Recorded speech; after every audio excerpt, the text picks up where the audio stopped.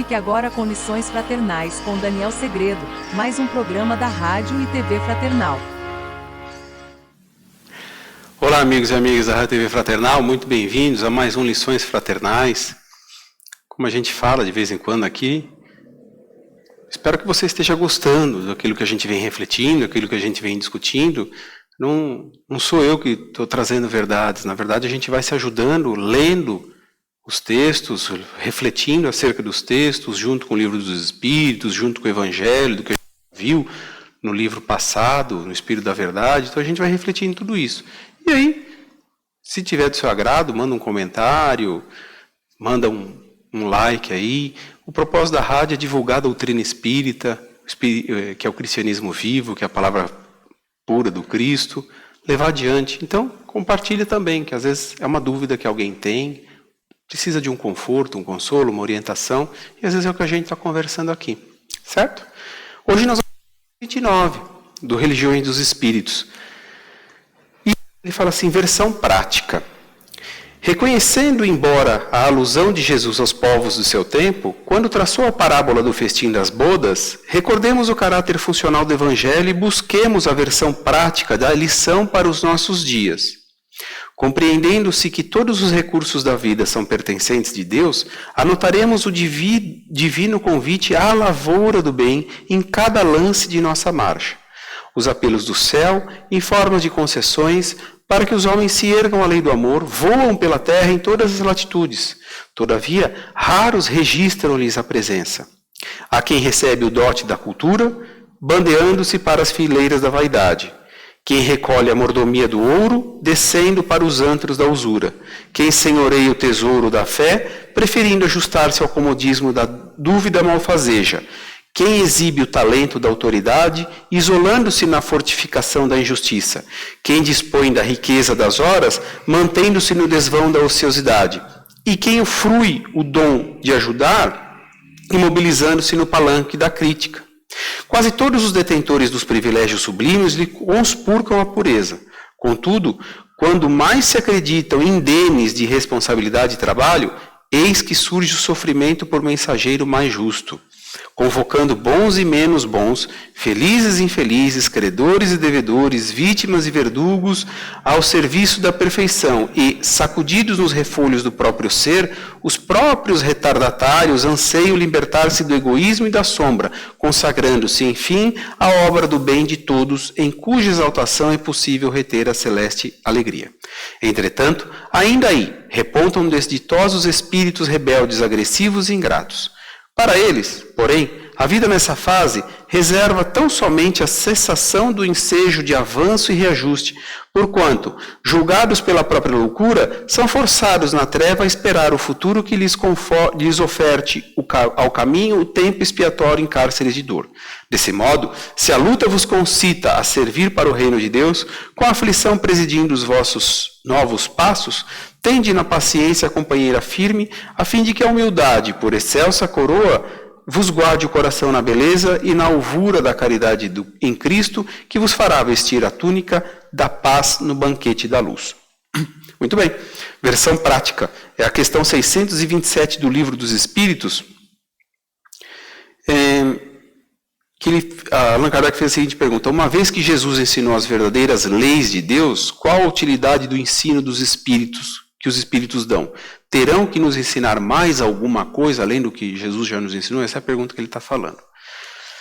Mas para a gente entender isso aqui, vamos pegar primeiro o texto, que ele está falando de uma parábola. Na verdade, Jesus falava por parábolas de uma forma didática. Como nós falamos na semana passada, ele ensinava pelas parábolas, mas ele fazia, né? Ele demonstrava. O exemplo rápido e prático aqui, lá da mulher adúltera, sempre dou esse exemplo. Ele tinha total capacidade para fazer o quê? Para passar uma lição de moral, como a gente diz, passar um sabão naquela mulher, mas o que ele fez para ela? Quando todos estavam prontos a apedrejar, ele jogou a reflexão para todo mundo, falando, quem não tiver pecado que atire a primeira pedra. Todo mundo se viu no lugar daquela mulher, porque eles não estavam interessados em acabar com o adultério. O que eles queriam era a condenação, simples, pura e simples. E aí, o que Jesus faz? Ali naquele momento que ele, por conta da sua elevação espiritual, por conta da sua alta moralidade, ele tinha condição de passar, como se diz, entre aspas, um sabão, passar uma lição de moral naquela mulher. Mas aí a gente vê a humildade, como a gente já estudou em 2 ou 3 lições passadas, e a gente vê a humildade dele, que ele falou o que para ela? Vá e não peques mais. Acabou. Ele só falou isso. Como quem diz, a você o teu livre-arbítrio. Se você quiser continuar no sofrimento, esse vai ser o caminho. Se você quiser continuar no adultério, o caminho é o sofrimento. É isso que ele quis dizer. Isso, o adultério, é só um exemplo. Quantas outras situações nas quais nós erramos e o sofrimento vem. É exatamente o que o texto está falando. E ele está falando do quê? Da bodas, da festa da bodas da bodas. Festim de bodas, desculpa, não estava lembrando. Festim das bodas. E aí, o que quer dizer esse festim de bodas nessa parábola? O que Jesus nos ensinou lá? Ele vai falar do quê? Ali é uma parábola que Jesus conta que um rei foi convidando as pessoas para a bodas do seu filho. Para a bodas do seu filho.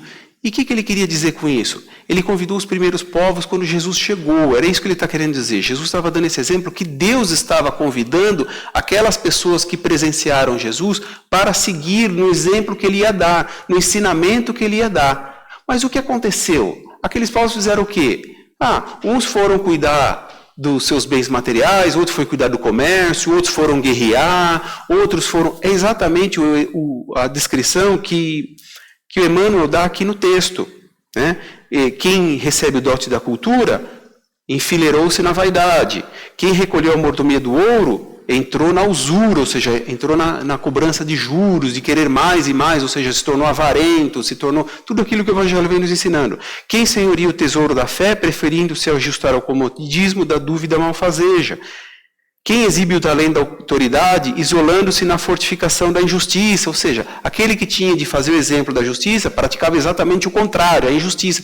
Então não foram seguindo os exemplos que Jesus disse. E E aí o que aconteceu nessa parábola? Deus foi convidando todos esses povos e cada um foi se apresentando de uma maneira. Em vez de seguir, uns guerreavam. Em vez de seguir os exemplos de Jesus, outros iam cuidar do comércio. E foram abandonando aqueles ensinamentos. Não foram seguindo. E aí o que ele faz? Ele abre então a bodas, chama qualquer um. Convide qualquer um que encontrar pelo caminho e traga. Ele fala aos servos, o rei, nessa parábola, ele fala assim, que o rei ordenou que os servos trouxessem quem eles encontrassem pelo caminho para essa boda. Abriu para todo mundo. O que ele abriu para todo mundo? Esse conhecimento que Jesus ia passar. Mas muitos lá adentraram.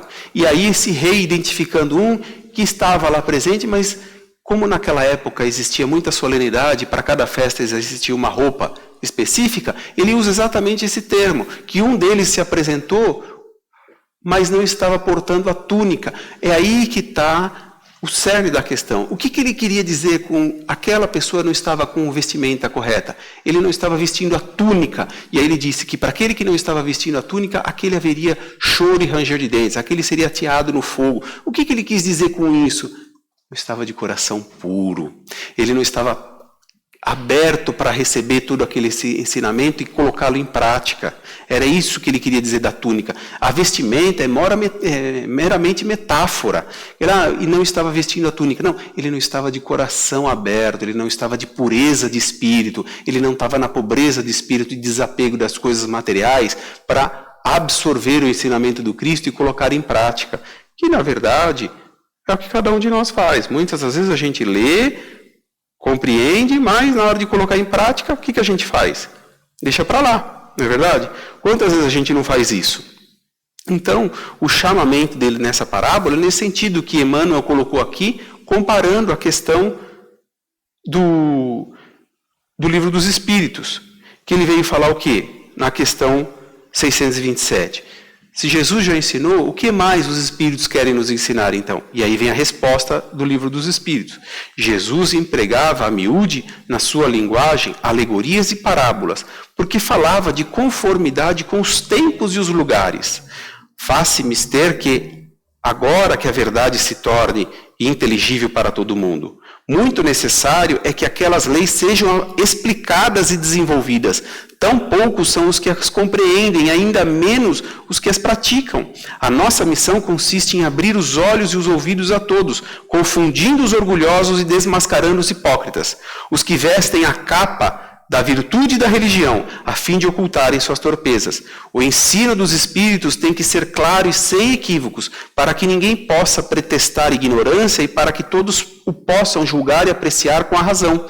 Estamos incumbidos de preparar o reino do bem que Jesus anunciou. Daí a necessidade de que a ninguém seja possível interpretar a lei de Deus ao sabor de suas paixões, nem falsear o sentido de uma lei toda de amor e de caridade. Então veja só, Jesus veio falar dos 10 mandamentos, ele veio dar sequência, ele veio dar eficácia aos 10 mandamentos, já que Deus tinha entregado às mãos de Moisés.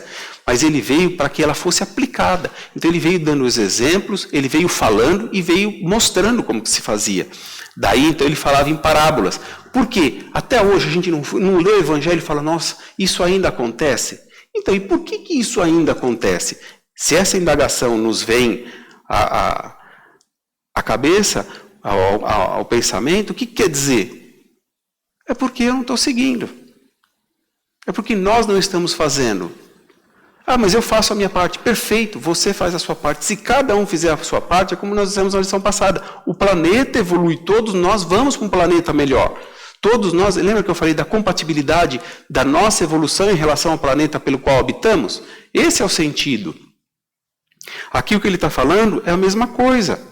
Ele deixou o Evangelho como nossa bússola e os Espíritos vêm nos auxiliar a interpretar o que nós fazemos aqui. Eu lendo, explicando da forma que eu entendo, e você aí da sua forma que entende, que interpreta o texto, nós vamos nos aprimorando, nós vamos identificando essas situações que Jesus nos passou no nosso dia a dia. E aí por isso a gente fala que o Evangelho é tão atual, mas é pela ausência de prática.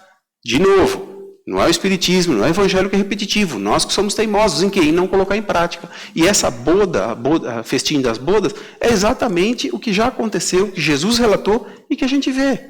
Quantos ainda negam Jesus? Quantos ainda negam religião? Tudo bem, cada um no seu tempo, mas ainda acontece. É isso que eu quero dizer. Então, por isso que aqui também, como Jesus falou na lição passada, que o reino dele não era deste mundo. Ou seja, temos muito a evoluir, temos muito a progredir. E aí, por isso, também no texto que nós lemos no capítulo 29, versão prática que Emmanuel nos traz, que ele fala assim, é aí que surge o sofrimento. Por quê? Porque eu não faço, eu continuo pelo caminho errado, é a mesma coisa que querer calcular de maneira errada e chegar no resultado. Não dá certo, não dá certo. É a mesma coisa que você querer montar um objeto de maneira errada, não se encaixa, as peças não se encaixam. E assim é a nossa vida, sem o Evangelho, sem a lição de Jesus. Mas cada qual no seu tempo de interpretação, cada qual no seu tempo de amadurecimento, de evolução. Porque se até uma fruta tem um tempo de amadurecimento, se até uma gestação de um animal tem um tempo distinto para cada um, que dirá o nosso aprimoramento, que dirá a nossa progressão. Então, cada um vai percebendo de uma maneira, que quando sofre muito, busca ajuda e percebe que algo está errado, não está bem, está um desconforto na vida. E aí ele vai buscar alguma orientação, alguma resposta para aquelas perguntas. E aí que vai começar a fazer distinção, aí que vai fazer diferença na vida dele. Então, essa é a questão. Até quando eu quero sofrer? Até quando eu quero permanecer? Quando eu vejo que tem uma maneira diferente de seguir. Porque não adianta eu querer atingir o objetivo diferente percorrendo o mesmo caminho.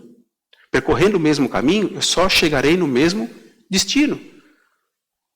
Então, eu vou perceber que o problema não está no caminho. Está no eu mudar o caminho. Eu fazer outro caminho. Essa vai ser a percepção.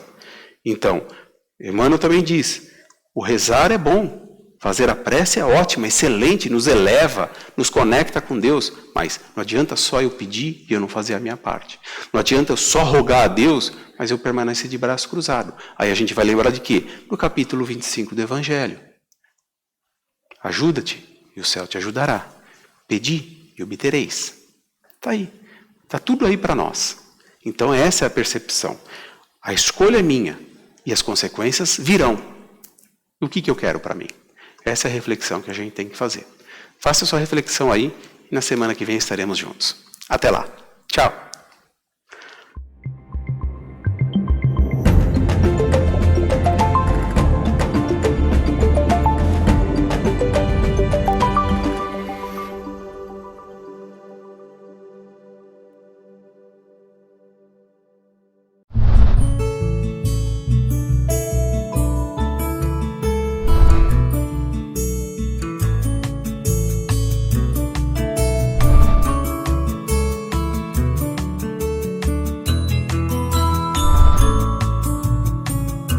assistiu Lições Fraternais com Daniel Segredo, mais um programa da Rádio e TV Fraternal, sempre em sintonia com você.